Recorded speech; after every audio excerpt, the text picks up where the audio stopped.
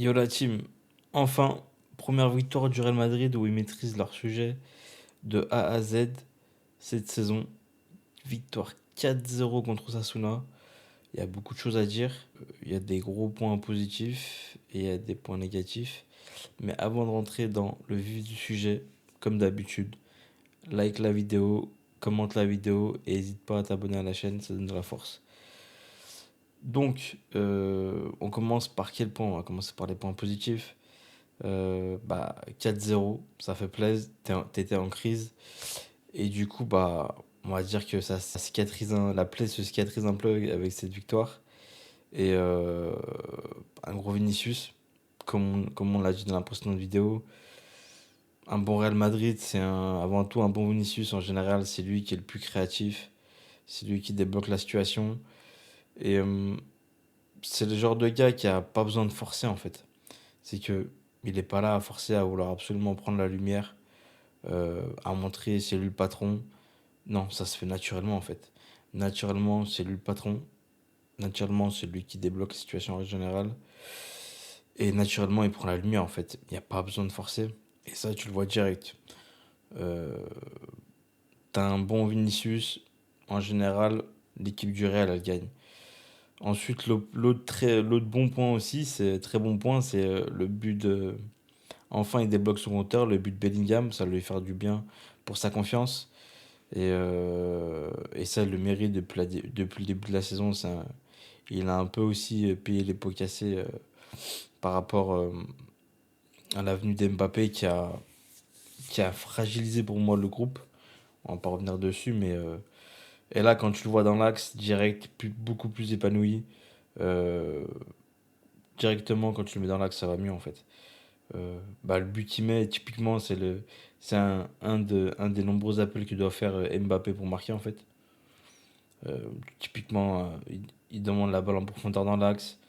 Euh, Ça lui met parfaitement un petit lob à la fin. C'est bon pour débloquer son compteur et c'est bon pour la confiance. L'autre point positif, c'est que globalement, tout le monde a été bon. Tu as maîtrisé ton sujet de A à Z, comme je l'ai dit, depuis, tout le long du match. Osasuna n'a pas existé. Et c'est la première fois que tu fais ça durant cette saison, durant ce début de saison. Et, euh, et ça fait toujours plaisir en fait. Tu as pris 0 but, tu en as mis 4. Tu as maîtrisé ton sujet.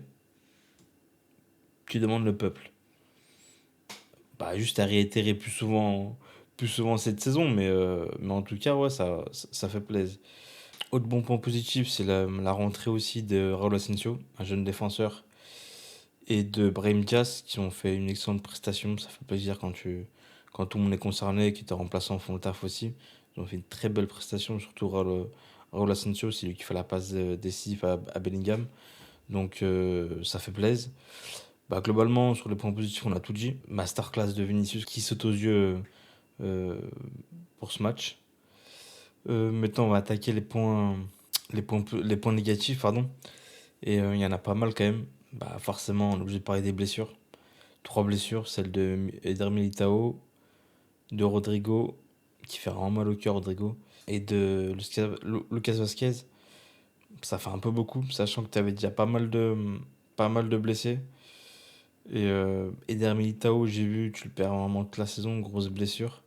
Rodrigo et Lucas Vasquez, t'en as pour un mois. Rodrigo, ça fait un peu chier quand même dans le sens où t'as l'impression que c'est plus quand même Ancelotti qui l'a fragilisé. Et que en me mettant sur le banc, après en me mettant titulaire, etc.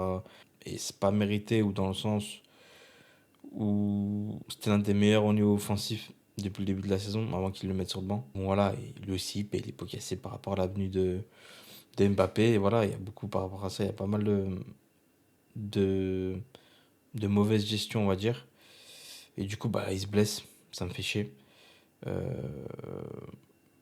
du coup, globalement, ouais, c'est trois blessures quand même en un match, dont une très très grave. Eder Militao, tu vas pas le voir pendant toute la saison, je pense. Ouais, ça fait chier, mais bon, t'as pas le choix. Même si ça peut être un point positif dans le sens où cette année, Ancelotti pénalisait beaucoup trop dans ses choix.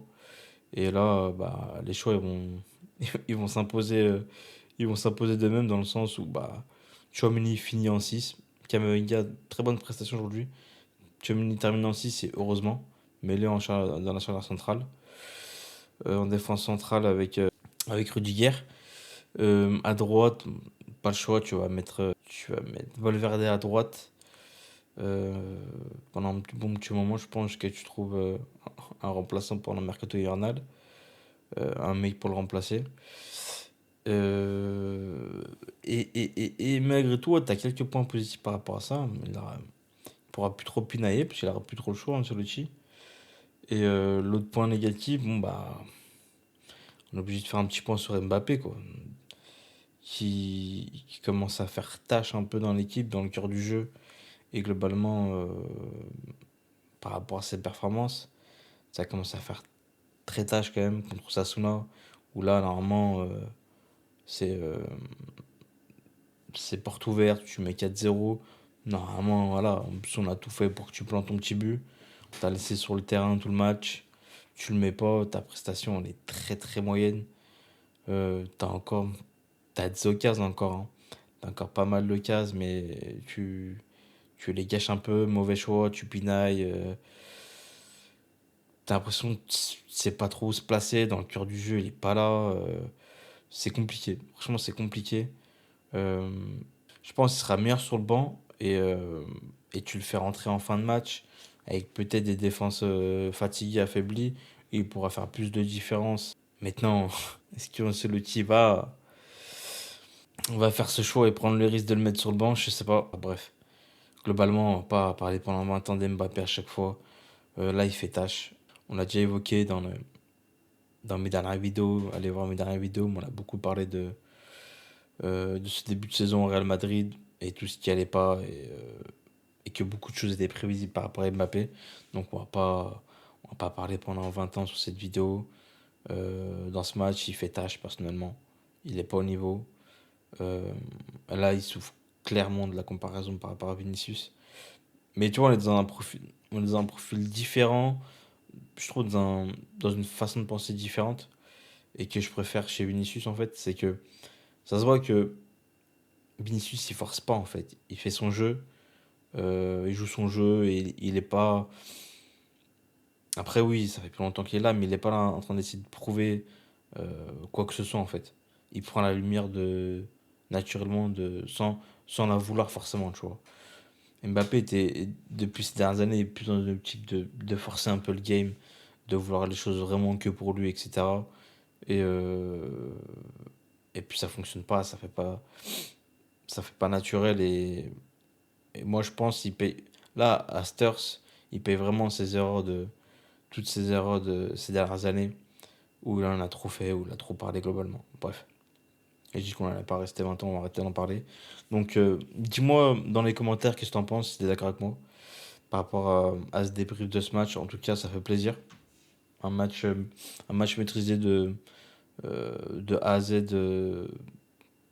du Real Madrid, première fois cette saison. J'espère qu'ils vont réitérer ce genre de performance en Liga et en Ligue des Champions. Et puis voilà, hein. Donc oublie pas de commenter, de lâcher un like sur la vidéo et aussi abonne-toi, ça donne la force. Et nous on se dit à la prochaine. Tiens là.